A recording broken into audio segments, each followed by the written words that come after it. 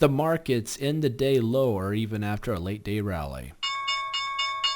My name's D7 here at Grok Trade. It's midweek, it's Wednesday, January 20th, 2016, and the markets are bearish. We have the spiders down 1.28%, the diamonds down 1.51%, NASDAQ down 0.31%, Russell's though up 0.42%, banks off by 0.6%, financials off by nearly 2%, US dollar break even, crude oil dropping nearly 3%, and we have silver up 0.9%, gold up 1.34%, and the VIX higher by 2.6%. And let's talk about this. Very interesting day today. Let's go back in time for you guys who are new. A lot of new people watching the videos. I am the very first trader in the world to be doing started doing daily trading videos. You will not find anyone before me doing daily trading videos. So I've been doing this February 18 years. I've been trading in the live markets. We have an area of support. We drew a trend line to this area, August 25th, 2015. Tested that in September, late September, and then retested it right here.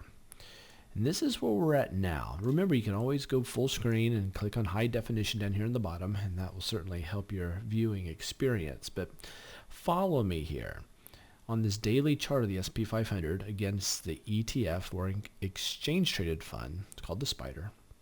You can see that here, SPY. D for daily. We drop, and drop. Now this candlestick was most interesting.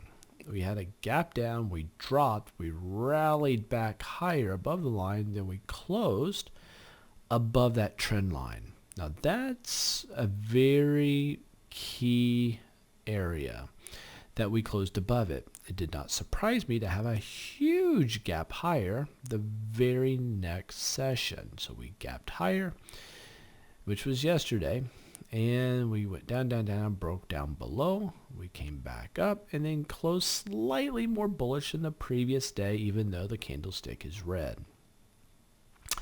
Today, overnight, the markets sunk.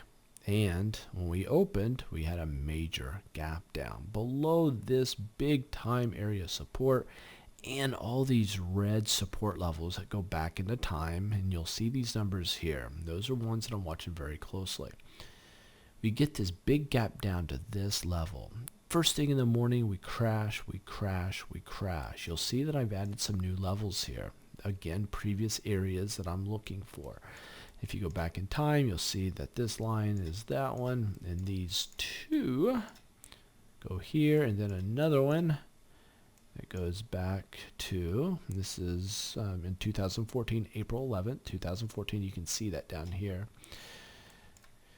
And so those are where these lines are coming from, and this is where we're at today. So today we went down.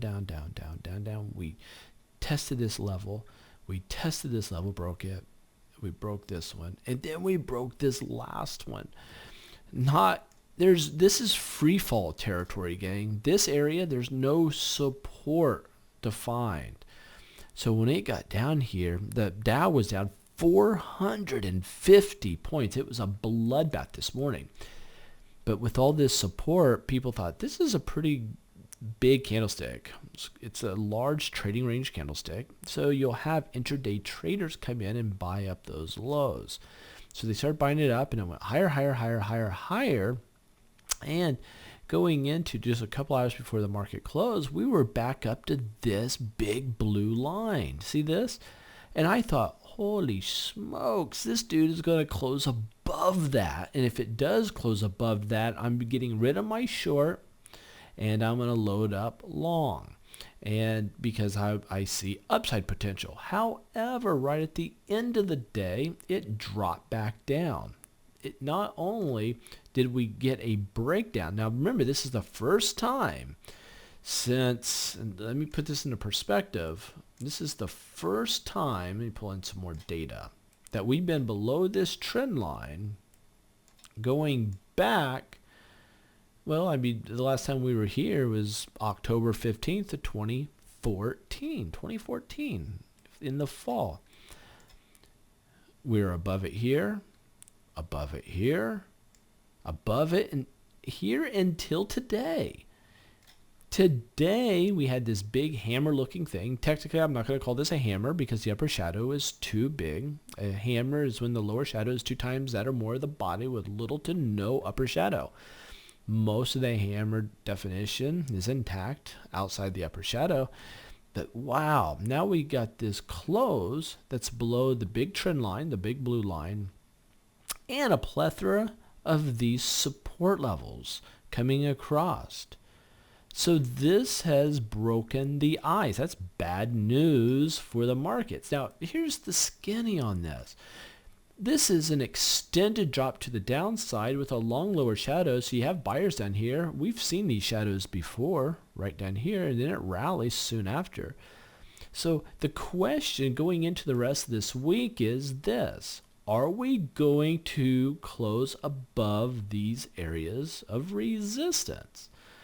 And if it can't do that, I'm seeing sideways chopping to build a low base before a more of a drop. To be quite frank, you've been seeing my videos. I do not think that 2016 is going to be a bullish year. Here's the weekly chart. Down, down, down, down, down. For the week so far, we got a nice lower shadow. We've been down here before. We tested that area and brought it back up. It'd be interesting to see how the markets play out. But if you look at this, we had this big rising wedge and we broke it. Wouldn't surprise me to get a little bit of a bear pullback, what was acting as support, then acting as resistance, and then looking for another drop to the downside. But I'm not sure or convinced that this down leg on the weekly chart is done yet. It could continue southbound, especially with the monthly breaking down. So crude oil, gang, let's look at this. Does give us a big hammer. See this hammer? So I drew this trend line coming down right there, and a lot of volume down here at these lows. I'm looking at an entry on crude fairly soon. So I'm watching that very closely. Silver, we have a crossover of this trend line. Look at this. Resistance, resistance, resistance. Boom, a crossover. Silver on a daily chart is a buy.